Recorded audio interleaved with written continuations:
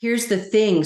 We often get things out of order and we stretch when we actually need strength. Okay. And one of the governing principles that I rely on as both a yoga teacher and a yoga therapist who does specialize in the therapeutic application of the practice is I focus on stability before mobility at all times, because stability is the key to safe and efficient movement.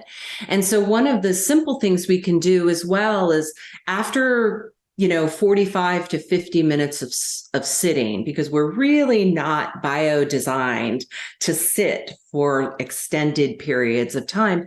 You have that timer and you just stand up. You stand up. You can even do squats into your desk chair as long as it's not going to roll away from you, and you put your hands on your desk and you can do standing heel raises. You can just shift your weight from side to side, do abduction leg lifts, abduction leg lifts, where you're just lifting your leg out to the side. Those things have a profound impact on, venous return to the heart, our efficiency of breath, all of these things that are necessary to maintain a felt sense of vitality. And again, we don't have to get a sweat on, but just standing up for, a few minutes every hour and doing some basic exercises that no one's even going to necessarily know you're doing them. And if they do, you invite them, into your world, because everyone benefits. Because here's the other thing, motion is lotion. And we get stiff and we want to stretch when we're seated for an extended period of time because our body has stagnated. It's like, this is hard, We rely on the little movements of the spine to try and support our seated posture. And that's not even their job.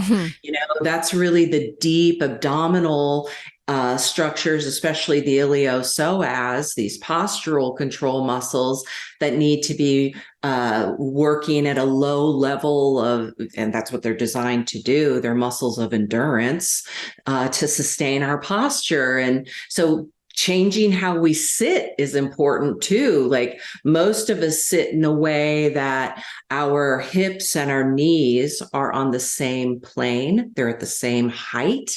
And that cuts us off from our deep abdominal stabilization systems, when really the way we need to be sitting is with our hips about 2 inches higher than our knees. No, you're making me self-conscious. I know. I'm like, okay, I'm looking at my chair right now. Like, can I raise this? But you'll feel the difference if you do just check. If you just move to the front edge of your seat and find what we call in yoga, your sitting bones or your ischial tuberosities, you sit on those bones rather than the soft flesh of the buttocks, and automatically you'll feel your belly cavity open up a bit and your chest lift. Yes. Yes. Oh, I'm just thinking if anybody watching this podcast and seeing me and Derek just slightly, I can like see you out of the corner of my eye, and I can feel myself like just making these adjustments as you talk, and I'm like becoming aware of how my body's sitting and moving, and I'm just wondering how it's going to look on the record. It is going to be pretty interesting. But that also makes me excited for people to listen to it, and whether they're driving in their car or whatever's happening, and they start to notice and think about, because would you say that one of the best things that people can do to get started is to become aware of their bodies and what they're doing in their regular daily movements? Oh, yes, absolutely. The first thing, and this ties to yoga practice directly. So yoga is an 8-limbed path, and asana, the physical practice, is just one of those limbs. And 2 of the limbs are concentration and meditation. And concentration comes before meditation for very specific reasons, which is that we need to cultivate our attentive discipline to notice how we feel here and now.